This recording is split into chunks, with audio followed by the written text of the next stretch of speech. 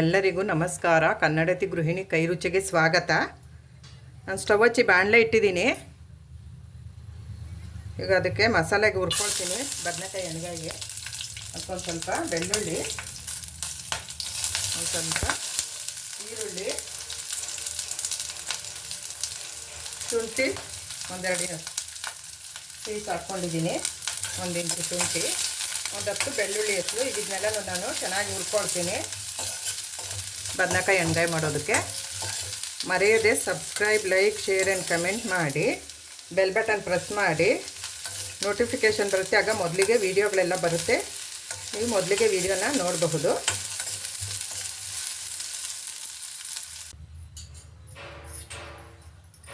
ಇದಕ್ಕೆ ಕಡಲೆ ಬೀಜ ಹಾಕ್ಕೊಳ್ತೀನಿ. ಕಡಲೆ ಬೀಜ ಹುರ್ಕೊಳ್ತೀನಿ ಫಸ್ಟು. 1-2 ಸ್ಪೂನು ಕಡಲೆ ಬೀಜ. ಈಗ ಇದಾಗಿದೆ. ಈಗ ಇದನ್ನ ನಾನು ತೆಕ್ಕೊಳ್ಬಿಡ್ತೀನಿ.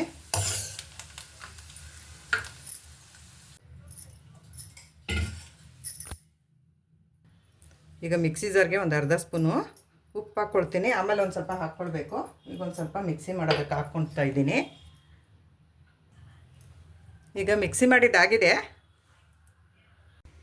ಬದನೆಕಾಯಿ ಎಲ್ಲ ತೊಗೊಂಡಿದ್ದೀನಿ ತೊಳೆದು. ಈಗ ಅದನ್ನೆಲ್ಲನೂ ನಾನು ಕಟ್ ಮಾಡ್ಕೊಳ್ತೀನಿ.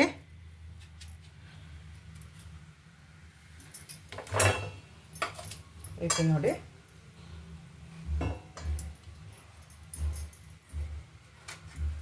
ಬದನೆಕಾಯಿ ಎಲ್ಲ ಈ ಥರ ಕಟ್ ಮಾಡ್ಕೊಳ್ತಾ ಇದ್ದೀನಿ. ಈಗ ಬದನೆಕಾಯಿ ಎಲ್ಲ ಕಟ್ ಮಾಡ್ಕೊಂಡಿದ್ದಾಗಿದೆ. 1/4 kg ಬದನೆಕಾಯಿ ತೊಗೊಂಡಿದ್ದೀನಿ ನಾನು. ಈಗ ಅದಕ್ಕೆಲ್ಲನೂ ನಾನು ಹೀಗೆ ಮಸಾಲೆನ ಹೀಗೆ ತುಂಬಿಟ್ಕೊಳ್ಬೇಕು ಒಂದು ತಟ್ಟೆನಲ್ಲಿ. ಆಮೇಲಿಂದ ಒಗ್ಗರಣೆ ಮಾಡ್ಕೊಳ್ಳೋದು.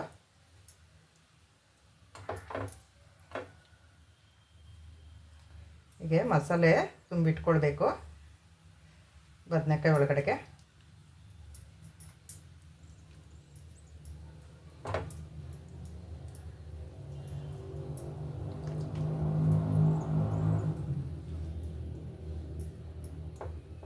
ಒಂದು ಹೀರೆಕಾಯಿ ತೊಗೊಂಡಿದ್ದೀನಿ.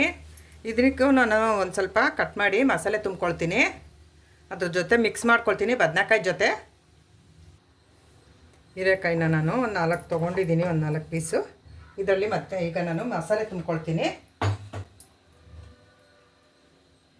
ಇದರಿಂದನೂ ನಾವು ಎಣ್ಗಾಯಿ ಮಾಡ್ಕೋಬೋದು. ತುಂಬಾ ಟೇಸ್ಟಿಯಾಗಿ ತುಂಬಾ ಚೆನ್ನಾಗಿರುತ್ತೆ ಇದು.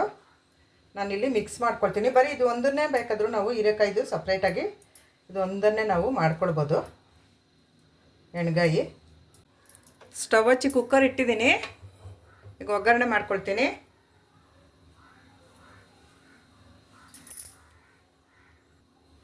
ಇಲ್ಲಿ ನಾನು ಒಂದು 4 ಸ್ಪೂನು ಎಣ್ಣೆ ಹಾಕ್ಕೊಳ್ತಾ ಇದ್ದೀನಿ.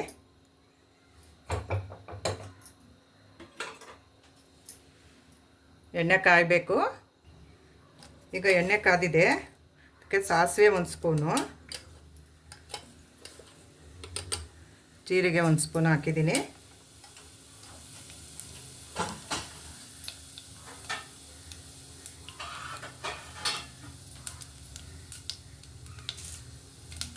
ಇದಕ್ಕೆ ಕರಿಬೇವು,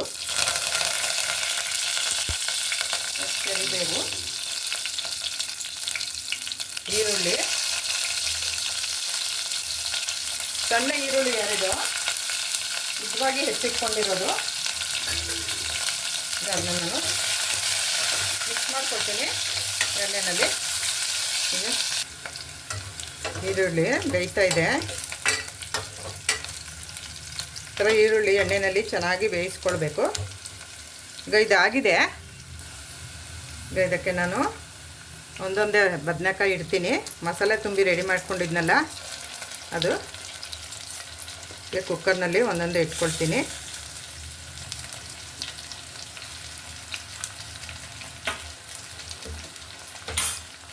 ಹಾಗೆ ಹೀರೆಕಾಯಿ ರೆಡಿ ಮಾಡಿ ಇಟ್ಕೊಂಡಿರೋಂಥ ಹೀರೆಕಾಯಿ ಒಂದು 4 ಅದನ್ನೂ ಇಟ್ಕೊಳ್ತೀನಿ ಕುಕ್ಕರ್ನಲ್ಲಿ.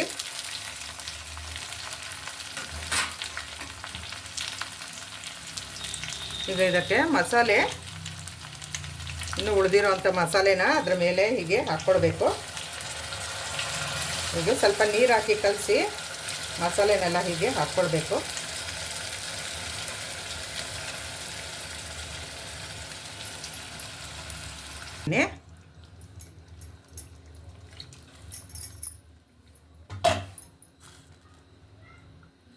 ಇದಕ್ಕೆ ಇನ್ನೊಂದು ಅರ್ಧ ಸ್ಪೂನು ಉಪ್ಪು ಹಾಕ್ಕೊಳ್ತೀನಿ. ಆಗಲೇ ಸ್ವಲ್ಪ ಹಾಕ್ಕೊಂಡಿದ್ದೆ ರುಬ್ಬವಾಗ, ಈಗ ಒಂದು ಸ್ವಲ್ಪ ಹಾಕ್ಕೊಳ್ಬೇಕು. ಹಾಕ್ಕೊಳ್ತೀನಿ.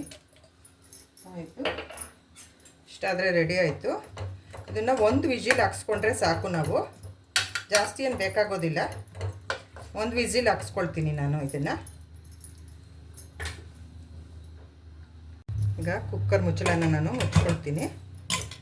ಒಂದು ವಿಜಿಲ್ ಹಾಕ್ಸ್ಕೊಳ್ತೀನಿ ಇದನ್ನು. ಈಗ ಕುಕ್ಕರ್ ತಣ್ಣಗಾಗಿದೆ, ವೆಯ್ಟ್ ಬಿಟ್ಟಿದೆ. ಕುಕ್ಕರ್ ತಣ್ಣಗಾದ್ಮೇಲೆ ತೆಗೆದು ನೋಡಿಸ್ತಾ ಇದ್ದೀನಿ ನಾನು. ಈಗ ನೋಡ್ತೀನಿ.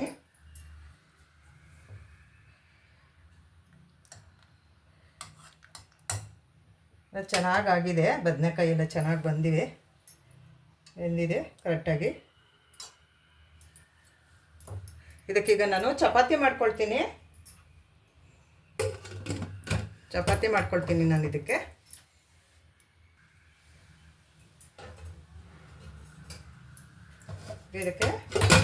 ಮೇಲಿಂದ ಒಂದು ಸ್ವಲ್ಪ ಕೊತ್ತಂಬರಿ ಸೊಪ್ಪು ಸಣ್ಣಗೆ ಇಟ್ಕೊಂಡಿರೋವಂಥದ್ದು ಹಾಕಿ ಇದನ್ನು ನಾನು ಮಿಕ್ಸ್ ಮಾಡ್ಕೊಳ್ತೀನಿ. ಹೀಗೆ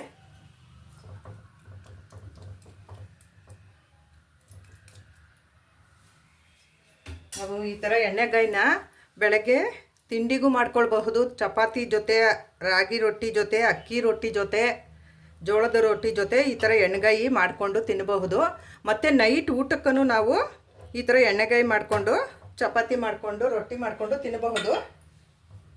ಚೆನ್ನಾಗಿರುತ್ತೆ ಇದು.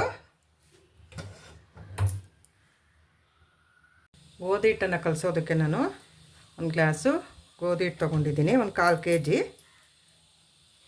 ಅದಕ್ಕೆ ರುಚಿಗೆ ತಕ್ಕಷ್ಟು ಉಪ್ಪು. ಈಗ ಉಪ್ಪು ಹಾಕಿದ್ನೆಲ್ಲ ಅದನ್ನೆಲ್ಲ ಮಿಕ್ಸ್ ಮಾಡ್ಕೊಳ್ತೀನಿ. ಈಗ ಗೋಧಿ ಹಿಟ್ಟು ಕಲಿಸ್ಕೊಳ್ತೀನಿ. ಹೀಗೆ ಸ್ವಲ್ಪನೇ ನೀರನ್ನು ಹಾಕಿ ನಾವು ಗೋಧಿ ಹಿಟ್ಟನ್ನು ಕಲಿಸ್ಕೊಳ್ಬೇಕಾಗುತ್ತೆ. ಹೀಗೆ ಈಗ ಇದು ರೆಡಿ ಆಯಿತು. ಹಿಟ್ಟು ಕಲಸಿದ್ದು ಇಷ್ಟಾದರೆ ಆಯಿತು. ಈಗ ಕಲಸಿದ್ದಾಯಿತು. ಒಂದು ಸ್ಪೂನ್ ಎಣ್ಣೆ ಹಾಕಿ ನಾನು ಇದಕ್ಕೆಲ್ಲನೂ ಮಿಕ್ಸ್ ಮಾಡಿ ಇಟ್ಬಿಡ್ತೀನಿ. ಒಂದು 1/4 ಗಂಟೆ ರೆಸ್ಟ್ ಮಾಡೋದಕ್ಕೆ. ಈಗ ಕಲಸಿಟ್ಟಿರೋಂತಹ ಗೋಧಿ ಹಿಟ್ಟನ್ನ ನಾನು ತೊಗೊಂಡಿದ್ದೀನಿ. ಈಗ ಅದನ್ನ ಚಪಾತಿ ಮಾಡ್ಕೊಳ್ತೀನಿ. ಉಂಡೆ ಮಾಡ್ಕೊಂಡಿದ್ದ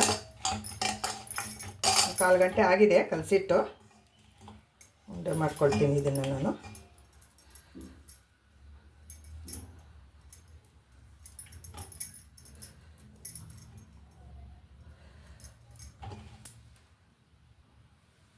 ಇದನ್ನೆಲ್ಲ ಉಂಡೆ ಮಾಡ್ಕೊಂಡಿದ್ದೀನಿ. ಈಗ ಇದನ್ನ ಲಟ್ಟಿಸ್ಕೊಳ್ತೀನಿ.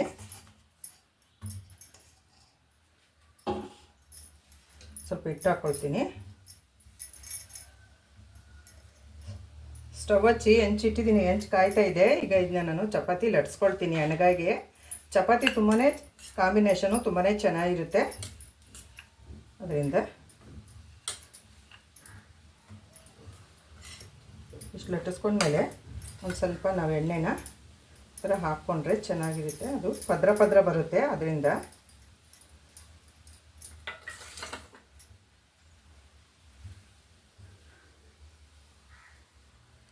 ಇದನ್ನ ನಾನು ಲಟ್ಟಿಸ್ಕೊಳ್ತೀನಿ.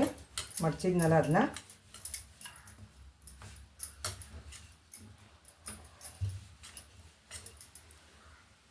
ಈಗ ಇದು ಲಟ್ಸಿದಾಗಿದೆ. ಹೆಂಚಿಟ್ಟಿದ್ದೀನಿ. ಹೆಂಚು ಕಾದಿದೆ. ಈಗ ಅದಕ್ಕೆ ಒಂದು ಅರ್ಧ ಸ್ಪೂನ್ ಎಣ್ಣೆ ಹಾಕಿ ಸ್ಪ್ರೆಡ್ ಮಾಡ್ಕೊಳ್ತೀನಿ. ಹೀಗೆ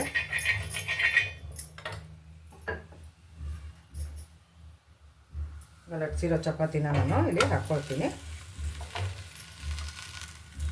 ಅದಕ್ಕೆ ಮೇಲಿಂದ ಒಂದು ಅರ್ಧ ಸ್ಪೂನು ಎಣ್ಣೆ ಹಾಕ್ಕೊಳ್ತೀನಿ. ಹಾಕಿ ಅದನ್ನೆಲ್ಲ ಸವರ್ಕೊಳ್ತೀನಿ. ಇದು ಬೇಯಬೇಕು ಒಂದು ಸೈಡು. ಈಗ ಒಂದು ಸೈಡ್ ಆಗಿದೆ. ಈ ಸೈಡ್ ತಿರ್ವಾಕೊಳ್ತೀನಿ. ಈ ಸೈಡು ಒಂದು ಅರ್ಧ ಸ್ಪೂನ್ ಎಣ್ಣೆ ಹಾಕಿ ಸವರ್ಕೊಳ್ತೀನಿ. ಈ ಥರ ಸವರ್ಕೊಳ್ಬೇಕು ಎಣ್ಣೆನ. ಈಗ ಈ ಸೈಡ್ ಬೇಯಬೇಕು. ಈ ಸೈಡ್ ಒಂದು ಸ್ವಲ್ಪ ಬೇಯಿಸ್ಕೊಳ್ಬೇಕು. ಈ ಥರ ನಾವು ಹೀಗೆ ತಿರುಗಿಸಿ ಸುತ್ತು ಚಪಾತಿನ ಬೇಯಿಸ್ಕೊಳ್ಬೇಕು. ಹೀಗೆ ತಿರುಗಿಸ್ಕೊಳ್ತಾ ಇರಬೇಕು. ಮೀಡಿಯಮ್ ಫ್ಲೇಮಲ್ಲಿ ಇಟ್ಕೊಳ್ಬೇಕು. ತುಂಬ ಜೋರಾಗಿ ಎತ್ತಿದ್ರೆ ಚಪಾತಿ ಎಲ್ಲ ಕಪ್ಪಗೆ ಸೀದೋಗುತ್ತೆ. ಅದರಿಂದ ಮೀಡಿಯಮ್ ಫ್ಲೇಮಲ್ಲಿ ಇಟ್ಕೊಳ್ಬೇಕು.